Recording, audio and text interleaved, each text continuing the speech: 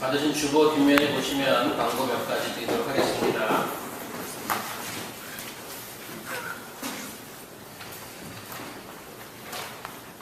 1부, 2부 예배 계속 잘 진행되고 있습니다. 4시 반에 오페라 센터 9th Avenue와 7th Avenue와 29 사이에 있는 코너에 있는 그 건물에서 예배 드리고 있고요.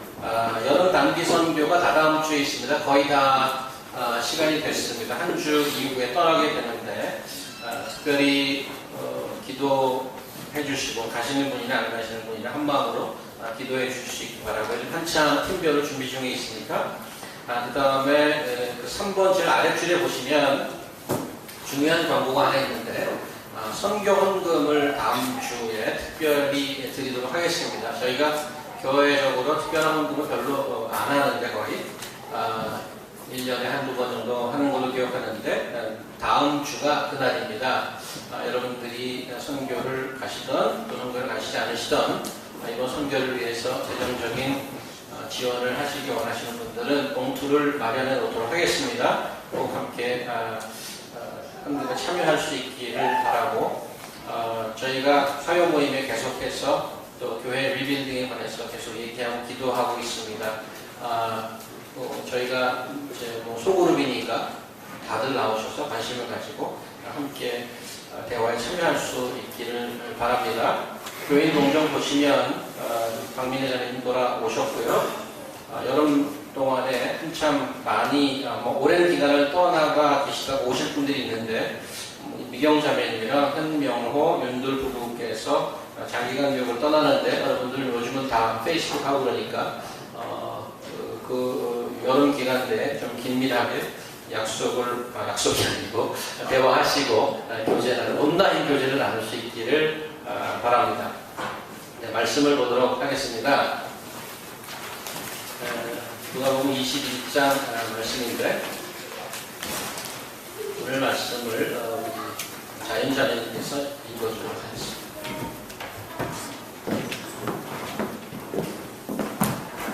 오늘 하나님께서 우리에게 주신 말씀은 누가복음 21장 5장에서 28절 말씀입니다. 누가복음 21장 5장에서 28절. 어떤 사람들이 성전을 가리켜 그 아름다운 돌과 선물로 꾸민 것을 말하매 예수께서 이르시되 너희 보는 이것들이 날이 이르면 돌 하나도 돌 위에 남지 않고 다 무너뜨려지리라.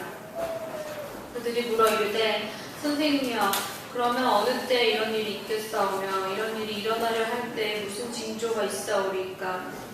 이르시되 미혹을 받지 않도록 주의하라. 많은 사람이 내 이름으로 와서 이르되 내가 그라하며 때가 가까이 왔다 하겠으나 그들을 따르지 말라. 난리와 소요의 소문을 들을 때 두려워하지 말라. 이 일이 먼저 있어야 하되 끝은 곧 되지 아니하리라. 또 이르시되 민족이 민족을 나라가 나라를 대적하여 일어나겠고 곳곳에 큰 지진과 기근과 전염병이 있겠고 또 무서운 일과 하늘로부터 큰 징조들이 있으리라. 이 모든 일 전에 내 이름으로 말미암아 너희에게 손을 떼어 박해하며 회당과 옥에 넘겨주며 임금들과 집권자들 앞에 끌려가려니와 이 일이 도리어 너희에게 증거가 되리라. 그러므로 너희는 변명할 것을 미리 궁리하지 않도록 명심하라. 내가 너희의 모든 대적이 능히 대항하거나 변박할 수 없는 구변과 지혜를 너희에게 주리라. 심지어 부모와 형제와 친척과 벗이 너희를 넘겨주어 너희 중에 몇을 죽이게 하겠고 또 너희가 내 이름으로 말미암아 모든 사람에게 미움을 받을 것이나 너희 머리털 하나도 상하지 아니하리라. 너희의 인내로 너희 영혼을 얻으리라. 너희가 예루살렘이 군대들에게 에워싸이는 것을 보거든 그 멸망이 가까운 줄을 알라. 그때 유대에 있는 자들은 산으로 도망갈 것이며 성내에 있는 자들은 나갈 것이며 촌에 있는 자들은 그리로 들어가지 말지어다. 이 날들은 기록된 모든 것을 이루는 징벌의 날이니라. 그 날에는 아이된 자들과 젖먹이는 자들에게 화가 있으리니 이는 땅에 큰 환란과 이 백성에게 진노가 있겠음이로다.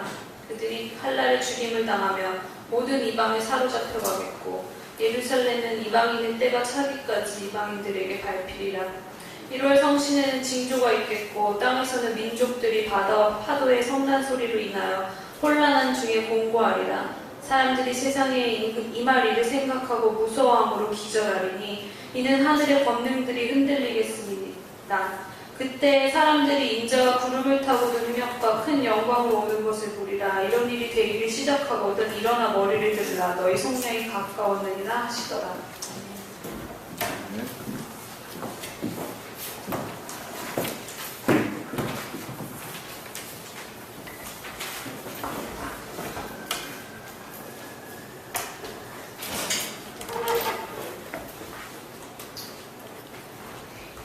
누가복음 많이 왔습니다. 지금 누가복음 21장을 21장까지 왔는데요. 갈릴리에서 시작됐던 예수님의 사역 여정이 아주 먼 길을 지나서 또 먼 시간, 오랜 시간을 지나서 이제 성전 안에서 그 클라이맥스를 향해 가고 있습니다. 우리가 몇 주간 지난주에 보았듯이 예수께서는 유대교 지도급 인사들과 첨예하게 부딪혔습니다. 이들과 갈등을 일으킨 메인 이슈가 by what authority, 권위의 출처가 어디냐 하는 것이었습니다. 즉 누가 성전의 주인인가 하는 것이었죠. 예수께서는 그동안에 내 집은 기도하는 집이다 라고 말씀하시면서 성전을 자기 집이라고 칭하는 유대교 지도자들이 듣기에는 엄청난 주장을 펼쳤고, 또 유대 지도자들을 향해서는 성전을 시장터로 만들어버리는 강도, 주인 것을 탐내서 아들까지 죽이는 사악한 농부, 과부 같은 연약한 백성들의 등골을 뽑아먹는 가증한 자들이라는 혹독한 비난을 서슴지 않았습니다. 그리고 나서 지난 시간 예수께서는 자신의 아이덴티티 하나를 추가했죠. 보통 유대인이 이해하고 기대했던 메시아는 다윗의 자손 그리스도였습니다. 심지어 모든 환자들도 다윗의 자손 예수여 이렇게 그를 칭했습니다. 이 얘기는 무너진 다윗 왕조를 회복하여 이스라엘의 옛 영광을 되찾아주는 군사적 메시아를 기대하고 있었던 거죠. 그 유대인들에 대해서 예수님께서는 공격적인 질문을 하나 던졌습니다. 지난주에 시편 110편 1절을 인용하면서 다윗이 그리스도더러 주라고 칭했다. 어떻게 조상인 다윗이 자손더러 주라고 할 수 있느냐? 그 질문에 아무도 답을 못했죠. 그 시편 110편 1절을 어떻게 이해해야 될 것인가? 베드로 사도의 사도행전 오순절 설교를 우리가 함께 보았지 않았습니까? 오순절 때 성령을 받은 그래서 다른 사람들에게 굉장히 오고배응한 그런 반응을 일으킨 그 설교 때 부활하신 예수 그리스도를 선포하기 위해서 동일한 시편 110편 1절을 사도 베드로가 인용했었습니다. 사람들이 못 박아 죽인 예수가 죽음에서 부활하심으로 온 인류의 Lord, 주님이 되셨다는 선언이었습니다. 그래서 예수께서는 자신이 다윗의 자손 예수, 다윗의 자손 그리스도 맞지만 That's not enough. 그것으로 충분하지 않다고 얘기하는 겁니다. 인간적인 혈통으로 다윗의 자손 맞지만 부활하신 예수님은 이제 하나님 우편에 앉아 계셔서 온 우주를 다스리는 전 인류의 주님이신 것입니다. That's why King David called him Lord. And you and I suppose and should call him my Lord. 여기까지가 지난 시간까지 보았던 내용이고요. 오늘 본문은 지금 보셨다시피 스케일 자체가 엄청나게 크고 분위기는 무겁고 무섭고 그렇습니다. 오늘 본문의 내용을 잘 보면 가깝게는 성전이 무너지고 예루살렘이 멸망하고, 조금 멀리 보면 나라와 나라들이 전쟁을 일으키고 지진과 기근 등 자연재해가 발생하고 1월 성신의 징조가 나타나고 하늘과 땅이 흔들리는 두려운 일들이 벌어지는 거죠. 그리고 제일 마지막 27절을 보니까 그때 사람들이 인자가 구름을 타고 능력과 큰 영광으로 오는 것을 보리라. 예수 그리스도의 재림을 얘기하죠. 세상 끝날입니다. 지금 예수님께서 오늘 본문을 통해서 무슨 얘기를 하고 있는 거죠?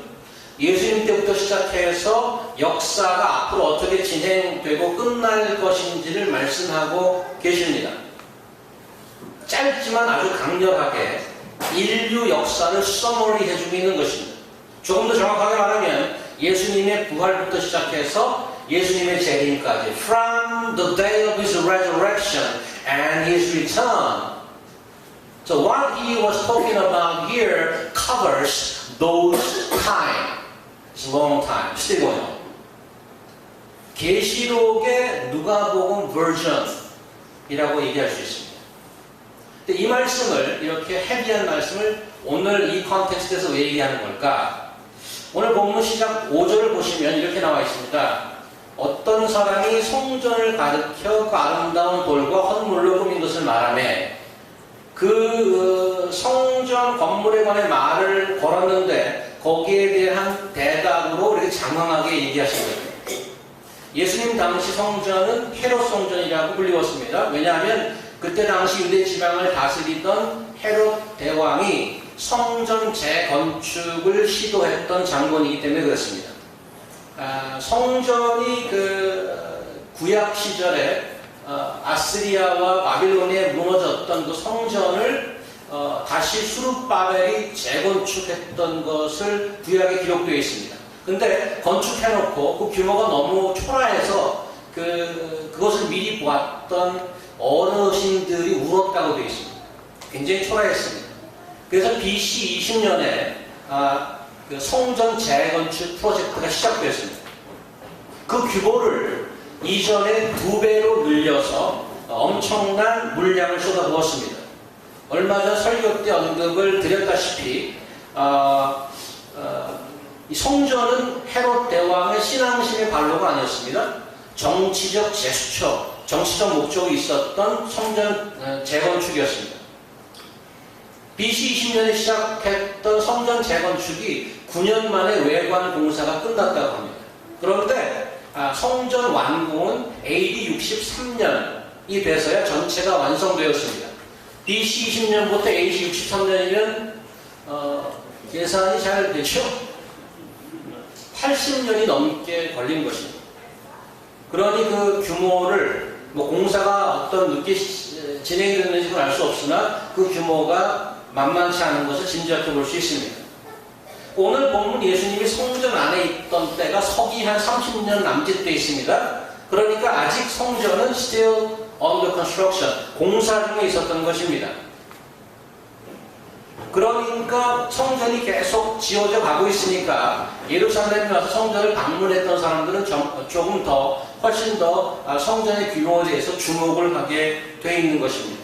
6월절을 지내기 위해서 전국에서 전 세계에서 몰려온 디아스포라 유대인들은 그 지어져 가고 있는 모양새에 impressed. 그게 오늘 5절 말씀이죠. 성전을 가리켜 와, look at this Lord. Look at the size of the stone. Look at the decoration. So beautiful. 하고 impressed 됩니다. 제가 정확하게 찾아보지 않았습니다만은 서울 잠실에 롯데월드가 처음 생겼을 때 그것은 서울 사람뿐만 아니고 전국 효도 관광 중 거쳐야 될 명승지가 되지 않았습니까? 당시는 엄청난 규모의 놀이동산과 쇼핑센터를 갖추고 그 잠실권의 사람들을 블랙홀처럼 끌어들였죠. 서울을 방문하는 사람은 꼭 한번 가보아야 될 그런 곳이 되었습니다. 마찬가지로 성전 건물에 깊은 감동을 받은 사람의 그런 대단하네요 이런 말을 한 것입니다. 예수께서 그 말을 듣고 그 다음 절 6절 보시면 아주 충격적인 발언을 하시죠. 너희 보는 이것들이 날이 이르면 돌 하나도 돌 위에 남지 않고 다 무너뜨려지리라. 사람들이 감동을 주는 그 성전 건물이 it will be shattered. It will trample down. 제가 교회 퀸스에 살아서 교회 올 때면 퀸스보로 브리지를 건너옵니다. 이유는 단 한 가지입니다. 그 다리가 톨비를 안 되기 때문에. 근데 그 다리가 이 맨하탄이 이게 길지 않습니까? 아래 위로 긴데 그게 60도로 다리가 60도로 들어오게 되어 있습니다. 핀셋에서. 그러니까 거의 중간을 관통하는 거죠. 이게 다리 올라오다가 그 피크에 가면 좌우로 싹 보면은 맨하탄 스카이라인이 쫙 눈에 들어옵니다.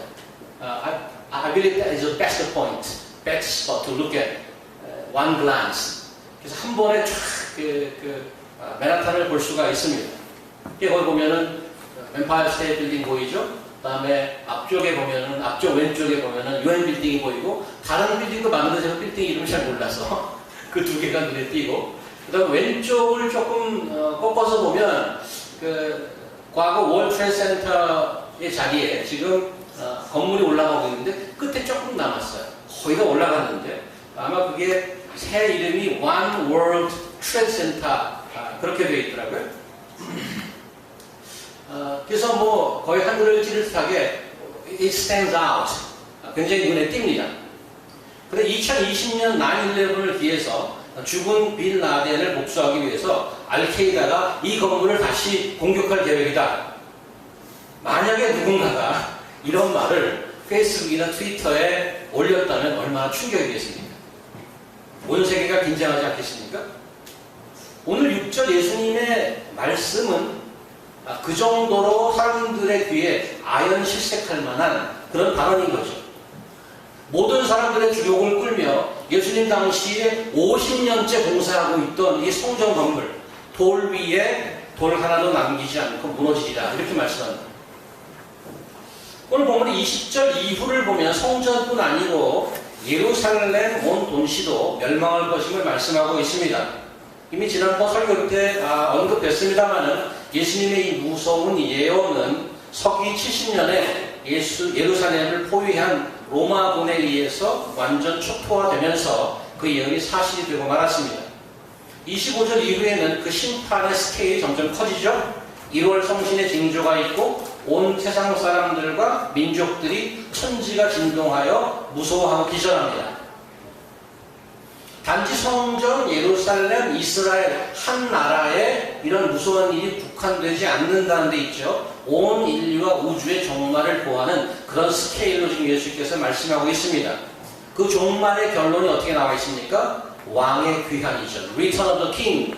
예수 그리스도께서 구름을 타고 다시 오셔서 오늘 우리가 찬양했습니다마는 이 종말을 보하고 하나님 나라를 완성하십니다. That is how the human history goes to. 그렇게 인류 역사는 진행될 것입니다. 자, 이게 오늘 우리 앞에 놓인 성경 본문인데 우리가 얻어야 될 교훈이 무엇인가? 예수께서 이 말씀을 하신 이유가 무엇인가? 예수께서 종말론 강의하신 것입니까? 궁금해하는 사람들이 많으니까 세미나 여신 건가요?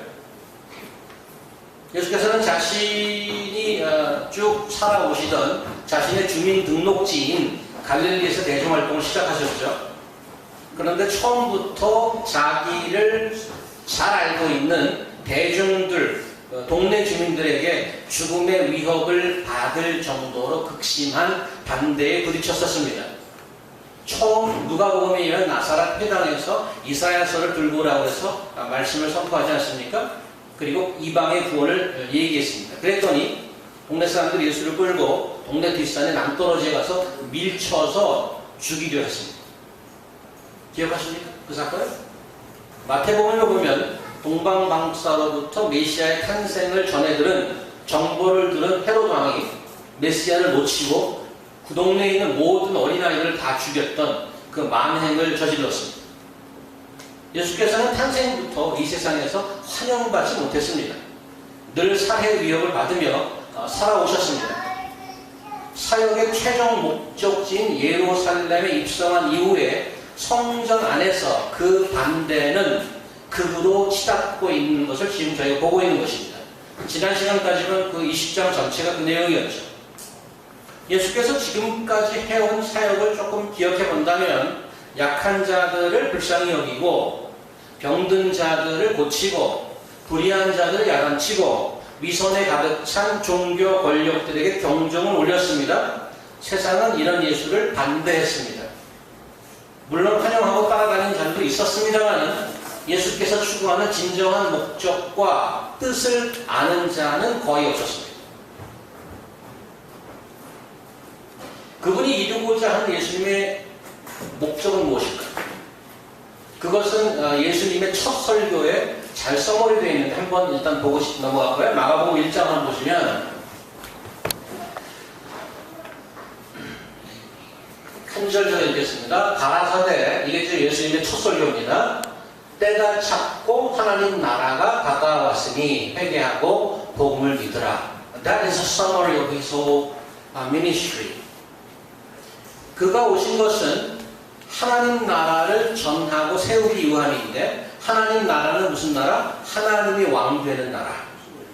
그것을 위해서 우리가 해야 될 일은 뭐? 회개하고 복음을 믿는 일입니다. 회개는 방향을 바꾸는 거죠. 어디서 어디로? 내가 왕 노릇하며 살았던 삶에서 하나님이 왕 노릇하는 그 나라로 들어가는 것입니다. 그렇게 방향을 바꾸는 것입니다. 선회하는 것입니다. 복음을 믿는 것은 무엇입니까? 복음은 the gospel is Christ. 복음이란 예수께서, 그리스도께서 나의 죄를 씻기 위해서 대신 돌아가시고 다시 사신 것을 믿는 것입니다. 이것이 복음입니다. 지난 시간 예수님은 자신이 부활이시고 자신이 주님이시고 자신이 온 우주를 다스리는 하나님임을 선언했습니다. 그리스도가 왕 되신 나라가 하나님의 나라입니다. 오늘 예수께서는 성전과 예루살렘의 멸망, 전 인류의 멸망을 선언하고 있습니다. 왜 그렇죠? 사람들은 메시아를 기다렸다고 했지만 정작 그가 나타나는데 싫어했습니다. 성경을 읽고 찬양을 하고 성전에서 긴 기도를 했지만 하나님이 왕되는 하나님의 나라는 정작 싫어한 것입니다. 다윗의 자손인 그리스도가 이스라엘을 독립시켜서 자신들에게 더 확실한 포지션을 주기를 원했지만 그가 부활하여서 자신을 다스리는 왕 되는 것은 싫은 것입니다. 왜 성전과 예루살렘의 멸망을 얘기하죠? 하나님 나라와 자신이 왕 되는 나라의 공존은 불가능하기 때문에 그렇습니다. 누가는 예수님의 탄생을 얘기하면서 그가 행하실 일을 기록했는데 먼저 천사 가브리엘의 말을 한번 들어볼까요? 보라, 천사 가브리엘이 마리아를 만나서 얘기해 준 겁니다. 보라, 내가 슈태하여 아들을 낳으니 그 이름을 예수라 하라. 저가 큰 자가 되고 지극히 높으시니 아들이라 일컬을 것이요 주 하나님께서 그 조상 다윗의 위를 저에게 주시리다. 맞죠? 다윗의 자손 예수죠. 다윗이 일으켰던 다윗의 왕조를 이렇게 세울 자라고 이렇게 예언하고 있고요. 누가복음 2장 38절에 보면 젊어서 과부가 된 안나라고 하는 여자 선지자가 있었습니다.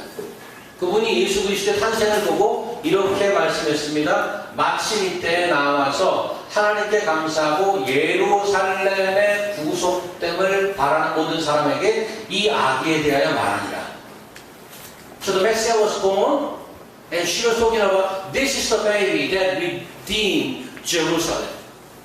예루살렘을 구원해낼 메시아, 이스라엘을 회복하여 다윗의 왕조를 회복할 메시아, 이렇게 기록해 놓았는데 지금 예수는 뭐 하고 있어요? 그 성전과 예루살렘의 멸망을 얘기하고 있단 말이죠. Contradictory. Why? How? 어떻게 그럴 수 있냐 말이죠? 지난번에 보았던 20장 포도원 비유를 기억하십니까? 포도원 주인이 수확을 좀 얻으려고 종을 보냈더니 때려서 보내버렸습니다. 셋을 보내도 셋을 다 능멸했습니다. 안 되겠다. 아들을 보내야 되겠다. 아들을 보냈더니 아예 죽여버렸습니다. 포도원에서 오랫동안 자리 잡고 먹고 살고 그러다 보니까 자기가 주인인 줄 알았습니다. 아니 주인이 있다는 건 알긴 했는데 정작 그분의 아들이 나타나니까 I hate him. 자기들이 주인 노릇하고 싶었다는 거죠. 성전에서 자리 잡아 가운 입고 사람들을 부리고 미디어에 출연하고 먹고 살만하고 인맥이 생기고 사람들에게 인정받고 정계에까지 진출하고 자손들에게 그 자리를 물려주고 더 이상 걱정, no worries.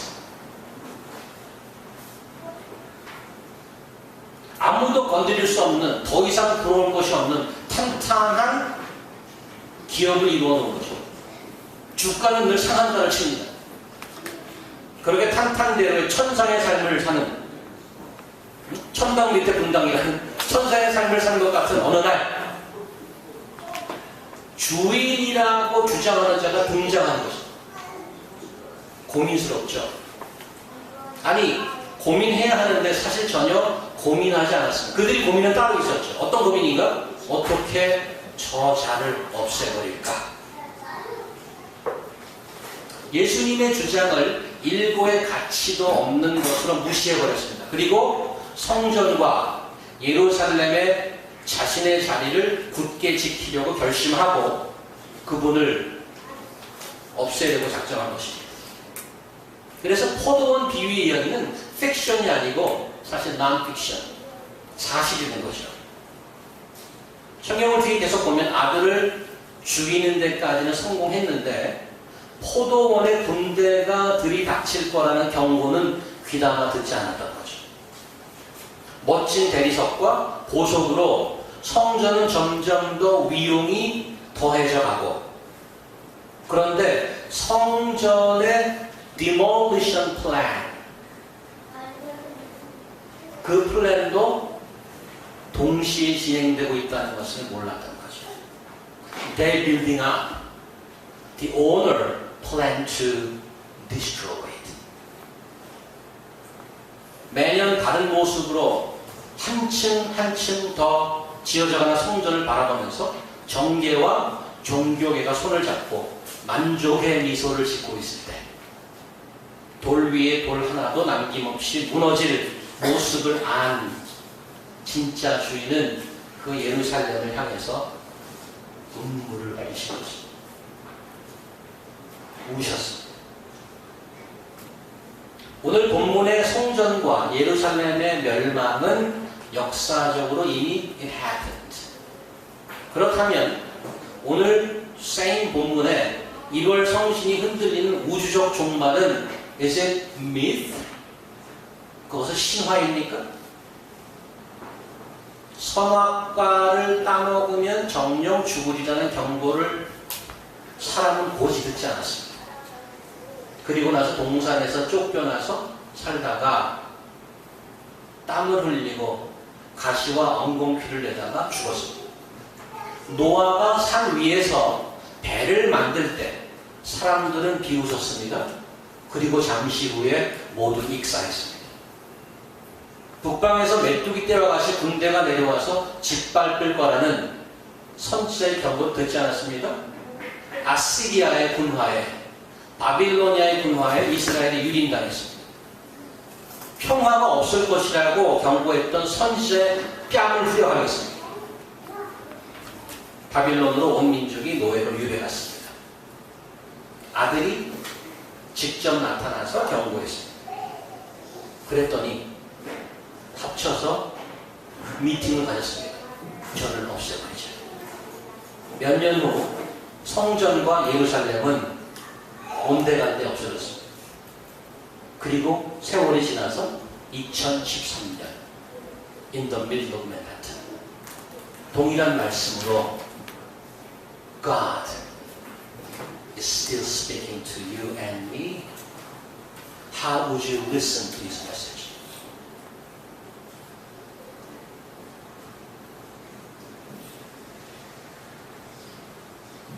오늘 본문이 제시하는 타임테이블로 본다면 성전과 예루살렘의 멸망이 있고 온 세상의 심판이 이쪽에 있습니다. Where are we? 우리는 어디죠? We are in the middle. 역사적으로 보면 예루살렘과 세상의 종말 사이에 현재 우리가 들어있습니다. 오늘 멸망을 말씀하시면서 오늘 본문에 쭉 보면 너희라고 지칭하는 자들이 있습니다. 이 너희는 누굽니까? 너희라고 지칭하는 자들에게 이 사이를 어떻게 살 것인가를 인스트럭트하고 있습니다. 이들이 누구죠? 하나님 나라를 사모하고 회개하고 복음을 믿는다고 하는 자들입니다. 다시 말하면 이들이 주 따름이인 것입니다. 그런데 이들의 삶이 오늘 본문에 의하면 결코 녹록지 않습니다. 세상에서 박해를 당하고 옥에 갇히기도 하고 심지어 자신의 식구들에게도 미움을 받아서 죽임을 당할 수도 있습니다. 왜 이런 어려운 삶을 살아야 되는 건가요? 하나님을 믿고 주를 따른다는 자들이. 단 한 가지 이유가 있습니다. 오늘 본문에 의하면 단 한 가지 이유, 중간에 12절 이 모든 일 전에 내 이름으로 말미암아 너희에게 손을 대며 박해하며 17절 또 너희가 내 이름으로 말미암아 모든 사람에게 미움을 받을 것이다. 왜 예수를 믿는 자들이 박해를 받고 힘든 생활을 살아야 되냐면 because of His name. 그를 따른다는 이유 하나만으로 그의 이름 때문에 내가 그의 이름을 내 배지로 달고 다니기 때문에 세상은 저희를 미워하는 것입니다. 그리스도를 따라 살기로 결심하고 그의 이름을 높이기로 헌신했기에 세상에서는 고난과 박해가 있습니다. 다시 말하면 이 자들이 고난과 박해를 받는 단 한 가지 이유는 그를 내 정체성, new identity로 삼았기 때문에 그렇습니다. I used to live for myself. I used to be my own king. Now, I believe in Christ who died for me. Now, Christ is my identity.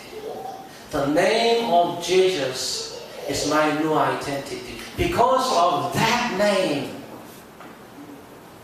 the world hates you. 그런데 이렇게 사는 이들에게 주시는 약속이 있죠. 19절, 20절 보니까 너희 머리털 하나도 상하지 아니하리라. 너희의 안내로 너희 영혼을 얻으리라.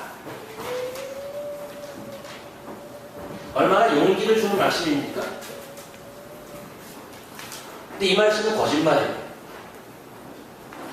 누가복음 파트 2를 집필한 누가는 자기가 기록한 말씀을 금세 잊었는지 모르지만 사도행전에서 주를 따른다는 자들의 삶을 기록해 주셨죠. 예수 이름을 전하던 첫 설교를 했던 스데반이 돌 맞아 죽었습니다. 그를 따르던 야고보 사도는 칼 맞아 죽었습니다. 오늘 19절 20절에 너희 머리털 하나도 상하지 아니하리라? 거짓말입니다. 단 한 가지 경우를 제외하고 어떤 경우? 그들이 죽음에서 다시 살아나리라 하는 말만, 그 말이 거짓말이 아니라면 이 말은 진실입니다. Only those who believe in the resurrection from the dead, only those who have a hope to raise from the dead, whatever happened in this earth, you and I will have a hope, and this is the truth. 부활, 죽은 자의 부활이 진리인 경우에 한해서 오늘 이 말씀이 진리가 됩니다. 성전과 예루살렘, 오늘 멸망한다고 되어 있는데 성전과 예루살렘은 wrong identity의 상징입니다. 잘못된 정체성의 상징입니다. 여러분들 새로운 사람을 만나면 무엇으로 여러분을 소개하기를 좋아하십니까? 파티에 갔거나 새로운 학기가 시작해서 학교에 갔거나 어떻게 여러분을 소개하기를 원하세요? 직업? 학력으로? 본인이 겪었던 경험으로 여러분을 소개하기 원하십니까? 아니면 외모로? 아니면 능력으로? How would you like to introduce yourself to the world? 유대인들은 성전과 예루살렘이 자기네 아이덴티티였습니다. I am Jewish. I'm an expert. Look at this temple. that is being built up. Magnificent.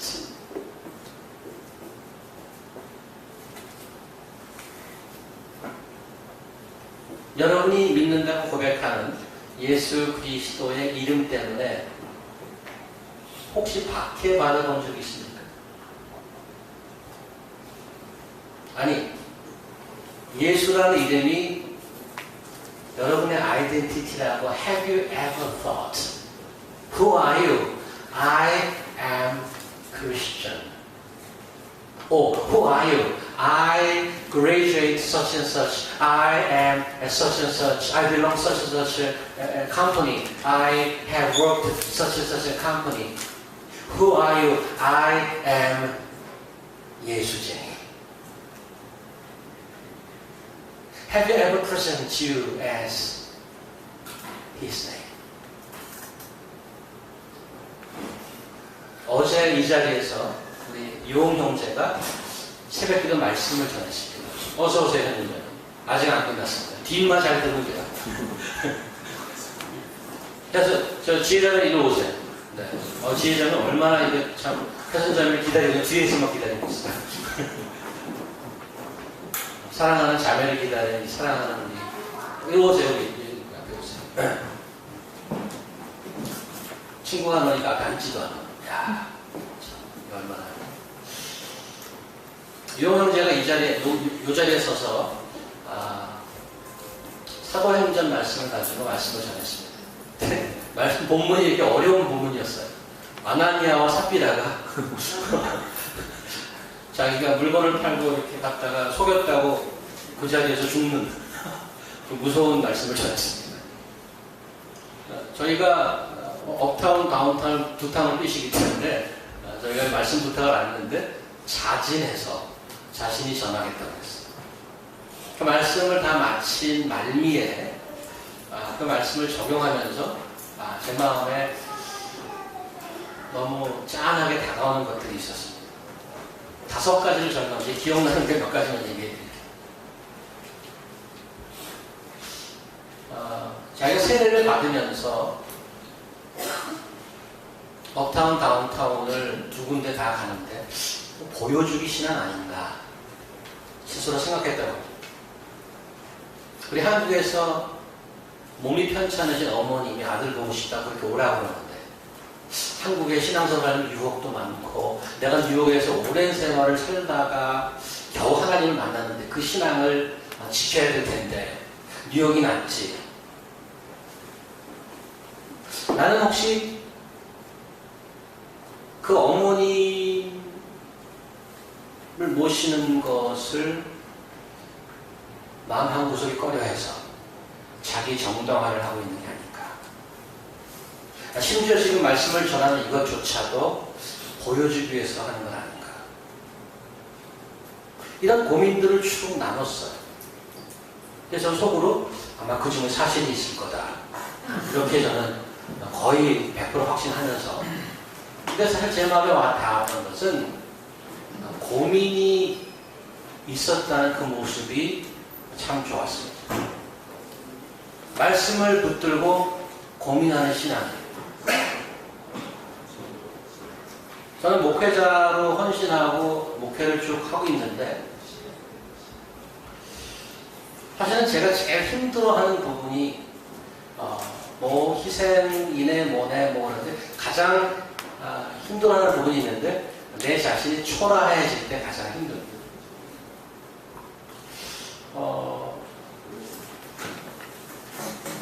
그것을 견디지 못하는 누가 나를 초라하게 만들면 그것이 제 급소입니다. 그걸 건드리면 그동안에 내가 믿고 고백하고 뭐 가난을 참고 육체적으로 경제적으로 힘든 걸 참고 왔는데 거기를 딱 건드리면 그동안 내가 추구했던 신앙과 가치관이 하루에 무너져버려요.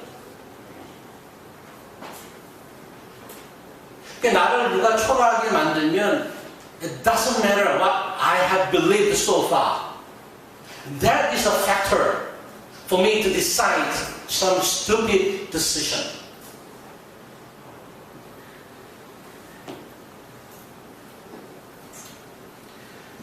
어떤 삶의 강력한 결정을 하는데 그것이 나로 하여금 결정을 만든다는 것이 과거를 돌아보면 몇 번 큰 결정을 내릴 때 돌아보면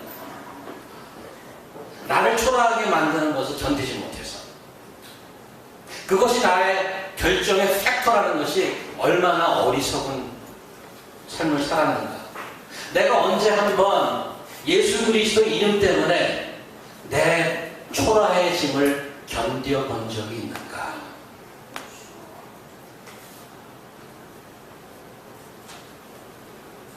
이 형제의 말씀을 들으면서 저 스스로 한번 생각해 봅니다. 예수의 이름 때문에 초라해짐까지 견딜 수 있을까? That's what I'm struggling these days. 그 싸움을 지금 싸우고 있습니다. 여러분의 고민은 무엇입니까? 여러분이 가장 힘들어하는 부분이 뭡니까? 아, 내가 누군데? 내가 지금 이거 하려고 집 떠나서 여기 고생하고 있나? 여기까지 와서 그런 생각 좀, 여기까지 와서 내가 이 수모를 당해야 되나?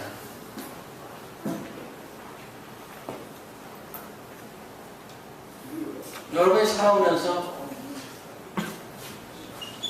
많은 고민들을 겪어왔을 줄 압니다. 한 번도 예수라는 이름의 뉴 아이덴티티라고 얘기하는데 그것 때문에 나의 가장 힘들어하는 부분을 극복해 본 적이 있는가? 그 부분에서 얼마나 많이 제가 실패했는지 모릅니다. 그 싸움을 또다시 하고 있습니다. 여러분과 제가 고민하고 있는 그런 고민의 문제들 결코 없어지지 않을 것입니다. 계속 고민하고 싸움하고 있다. 언제까지? 언제까지? Until you spiritually die. 오늘 예루살렘과 성전이 돌 위에 돌 하나도 남기지 않을 정도로 완벽하게 shattered, destroyed, eliminated, obliterated. 왜 예루살렘을 속량하기 위해서 왔다는 메시아가 그렇게 철저하게 그것을 없애버립니까? Because you and I are to have new identity.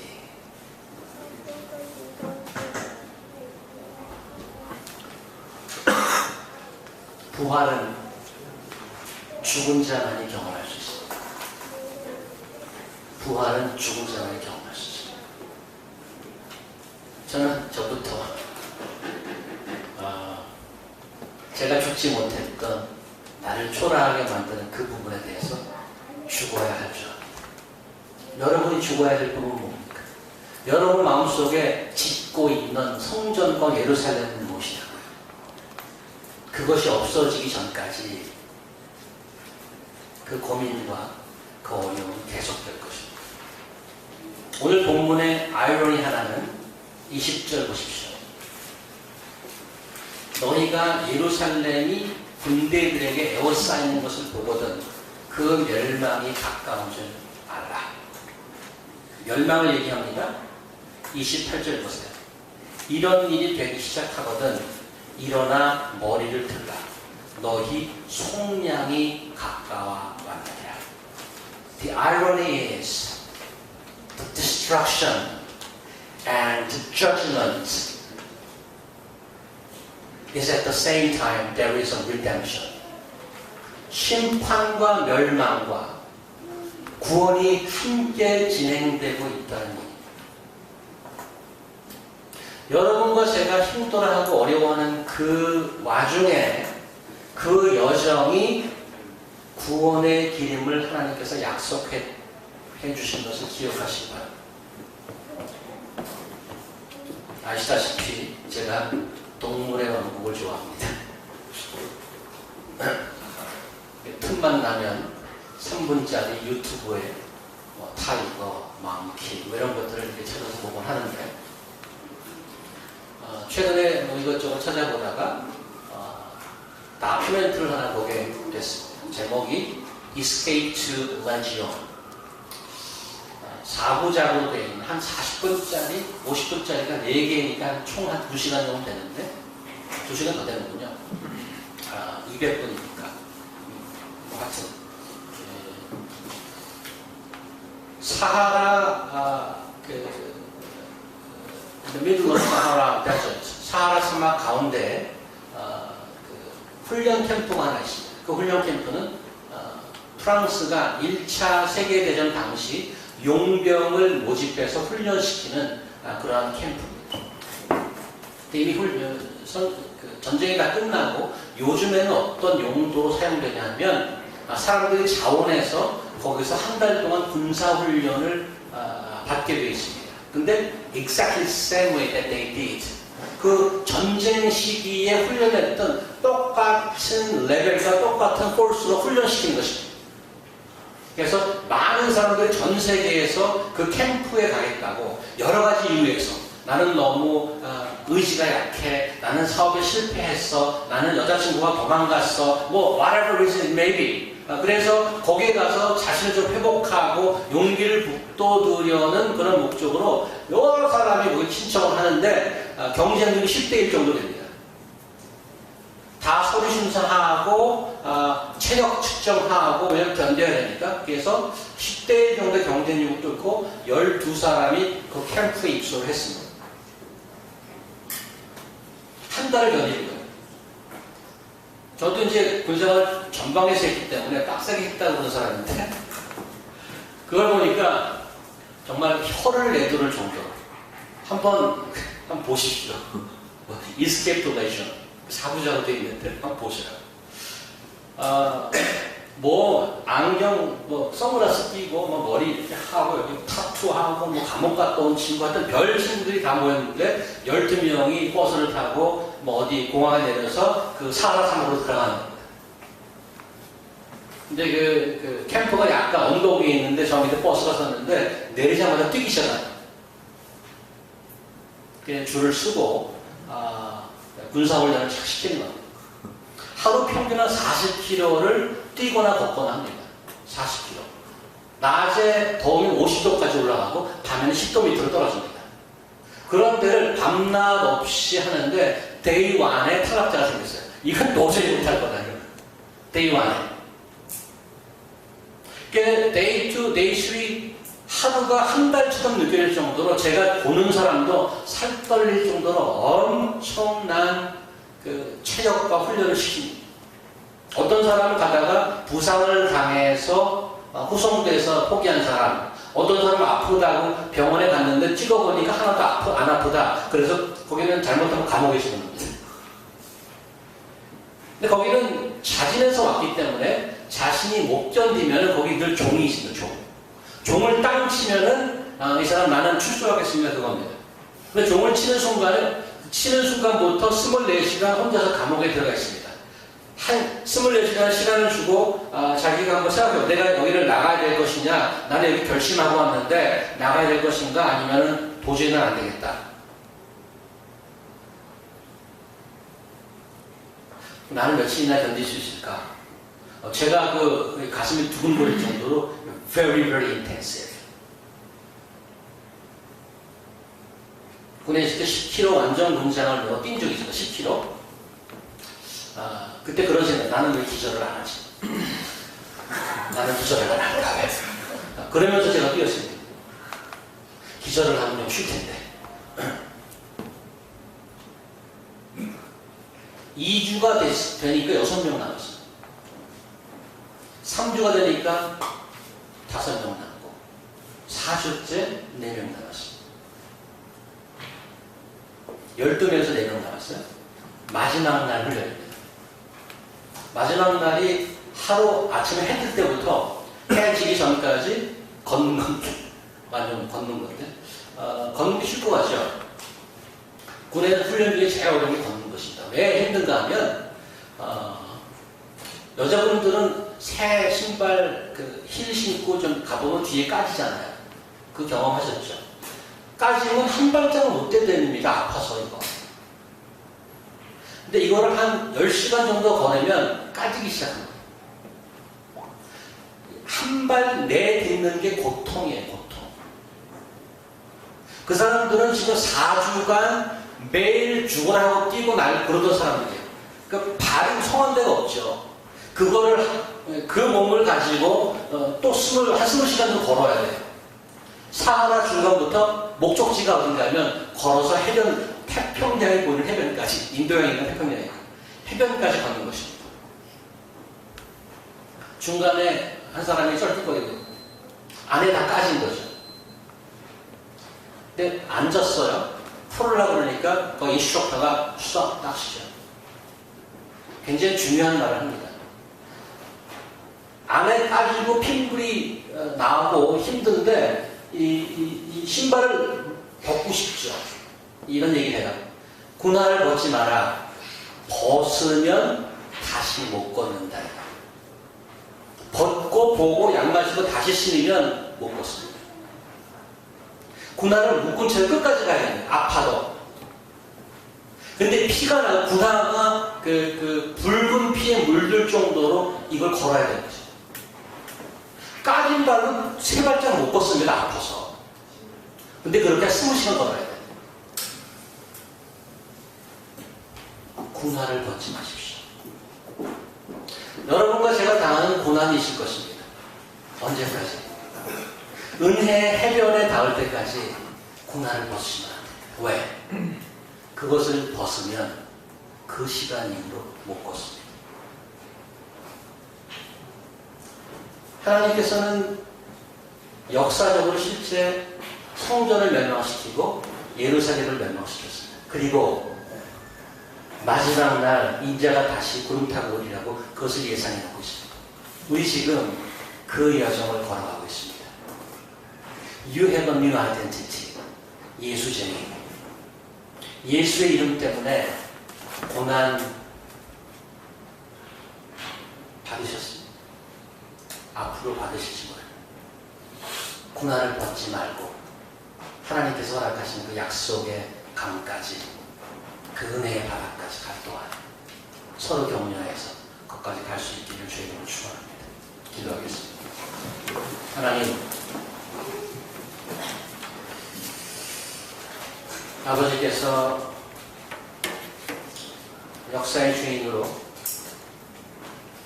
여러 가지 말씀을 주시고 사람을 보내시고 아들 예수 그리스도까지 보내주셨는데 이제 저에게 그 동일한 길을 걷게 하십니다. 저희가 힘이 있는 것이 아니고 하나님께서 동행해 주시고 그 고난의 그 밖에 카페트리를 끝까지 가야 할 텐데 홀로 두지 마시고 약속하신 성령과 함께 걸을 수 있도록 아버지 인도하여 주시옵소서. 저희 함께 믿음 생활하는 형제자매가 한 마음으로 은혜의 강가까지 갈 수 있도록 하나님 인도하여 주시옵소서. 예수 그리스도가 구름 타고 다시 오시는 그날까지 그분의 이름을 부르고 그분이 저희 이름을 불러내서 그 구원의 날이 완성될 때까지 이 땅에서 그리스도를 그 이름을 높이며 사랑하는 자를 수 있도록 아버지 인도하여 주시옵소서. 오늘 말씀을 예수 그리스도의 이름으로 기도합니다. 아멘.